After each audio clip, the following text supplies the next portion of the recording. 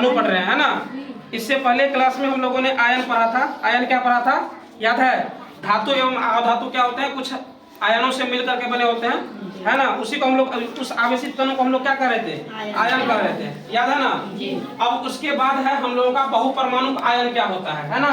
यही है बहुपरमाणु आयन क्या होता है। तो आयनों के समूह जिन पर नेट आवेश विद्यमान हो उसे क्या कहते हैं, बहुपरमाणु आयन कहते हैं। जिस भी परमाणु पर नेट आवेश विद्यमान रहता है उसको हम लोग क्या कहते हैं, बहुपरमाणु आयन कहते हैं। अब कुछ आयनिक यौगिक कौन कौन से होते हैं, जैसे कैल्शियम ऑक्साइड। देखो कैल्शियम ऑक्साइड नाम से ही है, इसमें कैल्शियम और ऑक्साइड दोनों से मिलकर के बना हुआ है कैल्शियम एवं ऑक्साइड। और ये कितनी मात्रा में मिले रहते हैं, तो इसमें से 5:2 मात्रा में ये मिले रहते हैं, जिसमें से 5 भाग अगर वो कैल्शियम का, 2 भाग क्या है उसका, ऑक्सीजन है ना। उसके बाद अगर तुम देखोगे तो मैग्नीशियम सल्फाइड है ना। ये किस किस से मिलकर के बना हुआ है, मैग्नीशियम और सल्फर से मिलकर के बना हुआ है, जिसमें दोनों का मात्रा क्या है, 3:4 है। इसका मतलब क्या है, अगर इसमें 3 भाग मैग्नीशियम है तो 4 भाग क्या है इसमें सल्फर है। उसके बाद सोडियम क्लोराइड अगर देखोगे तो इसमें सोडियम एवं क्लोरीन से ये मिलकर के बना हुआ है ना। जिसमें से ये 23 अनुपात 35.5 है, यानी कि 35.5 है ना। इसका मतलब ये हुआ कि सोडियम अगर 23 भाग है तो 35.5 भाग क्या है, क्लोरीन है। इससे मिलकर के ये क्या होता है, आयनिक यौगिक बनते हैं। ठीक है, अगला है रासायनिक सूत्र लिखते कैसे हैं। अब है कि हम लोग रासायनिक सूत्र किस प्रकार से लिखते हैं। तो भिन्न यौगिकों के रासायनिक सूत्र सरलता पूर्वक लिखे जा सकते हैं, लेकिन उसके लिए तत्वों के प्रतीक और उनकी संयोजन क्षमताएं ज्ञात होनी चाहिए। इनके लिए हम लोगों को कुछ चीजें हैं जो जानकारी प्राप्त पहले से होनी चाहिए। सबसे पहला क्या है, हम लोग को तत्वों के प्रतीक। जैसे सोडियम है तो उसका हम लोग को क्या प्राप्त होना चाहिए, Na पता होना चाहिए कि उसका क्या होता है, Na होता है। सल्फर का S होता है, ये हमको पता होना चाहिए पहले से। और क्या पता होनी चाहिए, उनकी संयोजन क्षमताएं की ज्ञात होनी चाहिए, मतलब उनकी संयोजन क्षमताएं कितनी होती है ये हम लोग को पहले से पता होना चाहिए। तब हम क्या कर सकते हैं, रासायनिक सूत्र आसानी से लिख सकते हैं। कोई दिक्कत, आगे बढ़े।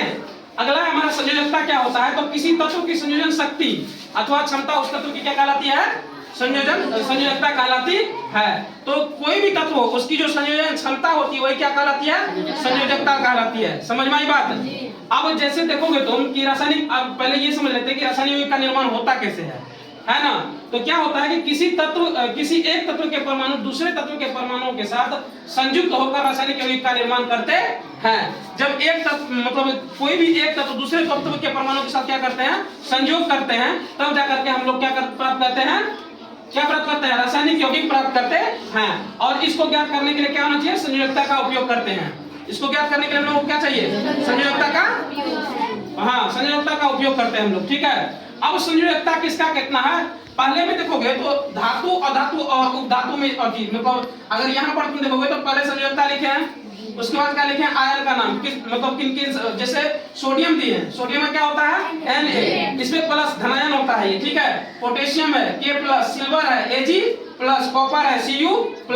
उसके बाद अधात्विक तत्व कौन कौन से हैं, तो हाइड्रोजन है, इसका H+ लिखते हैं, हाइड्राइड है, इसका H- लिखते हैं, क्लोराइड है Cl- लिखते हैं, ब्रोमाइड है Br- लिखते हैं, और आयोडाइड है I- लिखते हैं। उसके बाद बहुपरमाणु आयन कौन कौन से हैं, तो अमोनियम है जिसको हम लोग NH4+ लिखते हैं, हाइड्रोक्साइड है OH- लिखते हैं, नाइट्रेट है NO3- लिखते हैं, हाइड्रोजन कार्बोनेट है HCO3- लिखते हैं। ये सब क्या है, बहुपरमाणु आयन है। अभी जो हम तुमको बताया ये अधात्विक तत्व थे, और ये क्या थे, ये कुछ आयन के नाम थे। ठीक है, अब अगर तुम देखोगे तो नीचे इसी में आयन के नाम में मैग्नीशियम है, इसका क्या है, संयोजकता कितना है, 2 है। तो ये तुमको सामने तुमको ऊपर में दिखाई देगा Mg2+ है ना, calcium Ca2+, zinc Zn2+, iron Fe2+, copper Co2+। संयोजकता ऊपर में तुमको दिखाई दे रहा है ना। इसका एक है, लेकिन एक हम लिखते नहीं, इसलिए सीधा प्लस लिख देते हैं। ठीक है, उसके बाद अगर तुम देखोगे तो ऑक्साइड, यहाँ पे अधात्विक तत्व कौन है, ऑक्साइड है, O2-, सल्फाइड है H2-। अधात्विक तत्व में ध्यान से देखना कि एक ही यहाँ पे हाइड्रोजन है जो प्लस में, बाकी सब माइनस में होते हैं, है ना।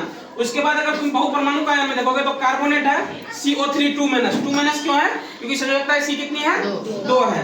सल्फाइड का SO3 2- और सल्फेट का SO4 2-। उसी तरह से तुम देखोगे तो एल्युमिनियम का Al3+। यहाँ पे देखो आयरन का, यहाँ पे आयरन 2 प्रकार से होते हैं, एक तो जिसका संयोजकता 2 होता है, दूसरा क्या होता है, एक ऐसा होता है जिसका संयोजकता कितना होता है, 3 होता है। तो आयरन का Fe3+ लिखते हैं। ठीक है, अब इसका यूज कहाँ कहाँ होता है वो हम अगले क्लास में देख लेंगे। ठीक है, नाइट्राइड का क्या होता है N3-। 3- क्यों है, क्योंकि संयोजकता कितनी है, 3 है। उसके बाद फॉस्फेट PO4 3-। अब यहाँ पर भी देखोगे PO4 फॉस्फेट का सूत्र है, लेकिन 3 क्या है, इसकी संयोजकता है। ठीक है, तो आज यहीं तक रहने देता है, अगले क्लास में हम लोग अगला चीज देखेंगे। ठीक है।